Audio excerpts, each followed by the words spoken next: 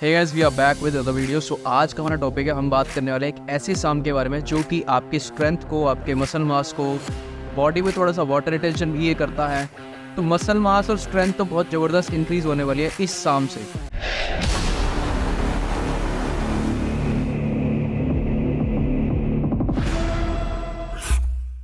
मैं बात कर रहा हूँ LGD 4033 की। पहले LGD 3033 भी आता था। अभी तक का सबसे स्ट्रॉन्गेस्ट साम LGD 3033 ही है, लेकिन अब वो आना बंद हो चुका है। पहले इन्हांस एथलीट में ही आता था, किसी और ब्रांड में आता ही नहीं था। बट अभी सिर्फ और सिर्फ LGD 4033 आता है, तो उसी के बारे में बात करेंगे। क्या उसको अकेले ले सकते हैं? क्या उसके साथ कोई चीज़ स्टैक करनी बहुत ज़रूरी है? अगर किसी को कोई स्ट्रेंथ का कोई कंपटीशन है या पावर लिफ्टिंग कोई कंपटीशन है, क्या उसको लिया जा सकता है? क्या वो डॉप टेस्ट में आता है? क्या उसके लिए PCT करनी पड़ेगी या उससे गायनो होता है, हेयरफॉल होता है? सारी चीज़ें आपको इस वीडियो में मिल जाएंगी, कहीं और जाने की ज़रूरत नहीं है। सारी चीज़ें इसी में बात करेंगे, डिस्कस करेंगे।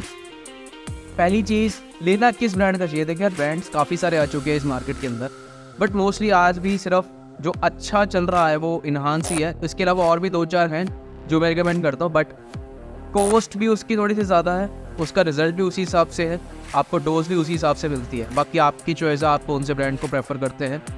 अब LGD 4033 वो आपका मेनली स्ट्रेंथ के लिए होता है। जो आपकी स्ट्रेंथ बढ़ती है, आप वेट ज़्यादा लिफ्ट करते हैं, मसल ब्रेक भी होता है। अगर आपकी डाइट अच्छी है तो आपका मसल मास भी बिल्ड होगा, ऑब्वियस सी बात है। बट इस केस में थोड़ा सा ना इशू ये है कि ये वाटर रिटेंशन भी करता है। तो वाटर रिटेंशन ना हो या उसको रोका कैसे जाए, देखो वो चीज़ को नहीं रोक सकते। वो अगर हो रही है तो वो होगी। इसको वाटर रिटेंशन को रोकने का ऐसा कोई वो नहीं है। अगर आप बल्किंग कर रहे हैं, आपको स्ट्रेंथ भी चाहिए, आप इसको ले सकते हैं। थोड़ा बहुत आएगा, वाटर चढ़ेगा, बट जब आप कटिंग करेंगे तो सारी चीज़ें वो बिल्कुल स्टेबल हो जाएंगी। सो अब क्या इसके लिए PCT करने की ज़रूरत पड़ती है? देखो यार, LGD जो है वो आपका टेस्ट सप्रेस करता है। हालांकि इसकी डोज 5 mg ही आती है। अगर इन्हांस की अगर हम बात करें तो इसका एक कैप्सूल 5 mg का ही आता है। अगर आप इसको 10 mg तक लेते हैं बेस्ट है, बट इससे ऊपर मत जाओ, ज़रूरत नहीं। क्योंकि क्या होता है, एक टाइम तक तो आपने हाई डोज पे ले लिया, उसके बाद ना बॉडी रिस्पॉन्स देना बंद कर देते, तो कितना इंक्रीज़ कर लोगे आप? कोशिश हमेशा ये करा करो कि कम डोज के अंदर रिजल्ट्स आपको ज़्यादा मिल सके। वो कैसे? आप अपने डाइट को मैनिपुलेट करो, अपने वर्कआउट को मैनिपुलेट करो, बॉडी को थोड़ा शॉक में डालो कि भाई आप एक सेम चीज़ बार बार करो, बॉडी को पता ही यही चीज़ होने वाली है, तो बॉडी रिस्पॉन्स देना बंद कर देते। उसको थोड़ा सा वेरी करो, उस चीज़ को, अपने वर्कआउट को वेरी कर सकते हो, अपनी डाइट को वेरी कर सकते हो, तो थोड़ा बहुत चेंजेस आता है उसमें। अब अगर इसके साथ में कोई चीज़ आपको स्टैक करनी पड़े, अगर आप करना चाहें तो क्या करना चाहिए? अगर हम बल्किंग कर रहे हैं तो इसके साथ में आप MK677 ले सकते हैं। अगर आपको थोड़ा सा lean muscle mass he put on करना है तो आप YK11 भी ले सकते हैं, या फिर RAD 140 भी ले सकते हैं। RAD मोस्टली ज़्यादा सही रहेगी। अगर आप बल्क ही कर रहे हैं, आप RAD 140 के साथ में LGD ले सकते हैं। अगर आपको MK नहीं चाहिए तो, क्योंकि MK मेनली आपका भूख बढ़ाता है, ग्रोथ हार्मोन है, वो सिर्फ और सिर्फ आपका मसल नहीं बढ़ाता डायरेक्टली, वो इनडायरेक्टली आपके मसल मास को थोड़ा बहुत चेंज लाएगा, उसमें डायरेक्टली नहीं करता कुछ भी। बट अगर आपका कंपटीशन है, स्ट्रेंथ कंपटीशन है या आपका पावर लिफ्टिंग कंपटीशन है, तब आप इसको ले सकते हैं। अभी जितने भी साम्स वगैरह होते हैं, इनकी हाफ लाइफ ना कम होती है, कईयों के 2 दिन, कईयों की 1 दिन, कईयों की कुछ घंटे। तो ये चीज़ें इस हिसाब से चलती हैं। हाफ लाइफ का मतलब है कि अगर आपने कोई चीज़ ली तो वो तब तक आपकी बॉडी में काम कर रही है जब तक वो एक्टिव है। हाफ लाइफ खत्म होने के बाद में उसका काम करना वो बंद कर देती है, तब आपको उसके चीज़ें फील नहीं होंगी, उसके साइड इफ़ेक्ट्स फील नहीं होंगे। ठीक है, तो ये चीज़ें इस हिसाब से काम करती हैं। तो टेस्ट सप्रेस तो यार इससे होगा। अब ये कितना होगा, कब होगा, कैसे होगा, इसकी PCT क्या होगी, ये सारी चीज़ें डिपेंड करती है आपके ब्लड टेस्ट में।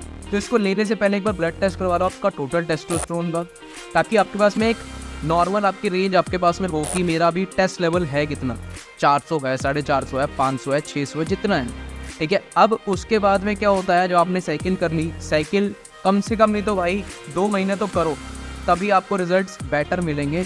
वरना आप कई बार होता है, कई लोग लेते हैं 20-25 दिन लिया लेकिन रिजल्ट नहीं मिल पाते, क्योंकि हर किसी की बॉडी का रिस्पॉन्स ना अलग होता है। कईयों को 2 हफ्ते के बाद में आने स्टार्ट होते हैं, कईयों को 3 के बाद आने स्टार्ट होते हैं, जब डोज थोड़ी सी बढ़ती है। तो चीज़ें इस हिसाब से चलती है। तो आपको कम से कम मिनिमम टू मिनिमम 2 हफ्ते तो 2 महीने तो कम से कम इसको लेना है, तब आपको रिजल्ट्स विजिबल होंगे। बट स्ट्रेंथ में तो आपको स्टार्टिंग से ही फील होगा कि हाँ भी आपकी स्ट्रेंथ बढ़ रही है।